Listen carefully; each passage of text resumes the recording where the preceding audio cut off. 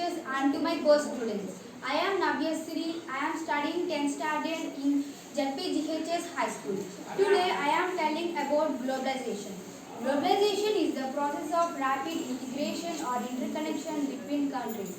This has political, cultural as well as economical dimensions. Globalization has three main international economic exchanges. They are the flow of trade of goods and services, the flow of labor, and the flow of low investment and long investment countries. Globalization is used to contact the international companies with each other. The globalization has the two main factors. They are technology, liberalization of foreign trade and foreign investment policies. First, let us discuss about technology. Today, we are all using technology to get to know information for everything. Rapid improvement in technology has been one major impact that stimulated the globalization process.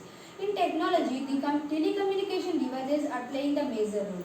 The telecommunication devices such as telephones, telegraphs, including cell phones, fax, etc. Telecommunication devices are used to contact with one another around the world. Telecommunication devices are also used to communicate with each other and to access the information. The telecommunication devices including the satellites, etc.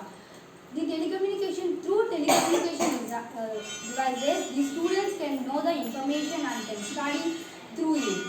And the foreign trade means the foreign trade is the integration between two countries or interconnection between two countries. Through globalization, we have many effects also. The capital of people, technology are also supposed to create the borderless world. The states may lose the power to take the important decisions such as on the currency. The currency which were the most important thing in the country were also taken by the sovereign governments today and made by the outsiders governments and made by market players mostly. In such type of decisions, the government have very less power to take the decisions. The people who were in India were also contacting with the people in America also through this globalization process. For example, the products like coconut water in India are supplying throughout the world in the bottles which were prepared in the America. Let's see here. Here the coconut were made in India and these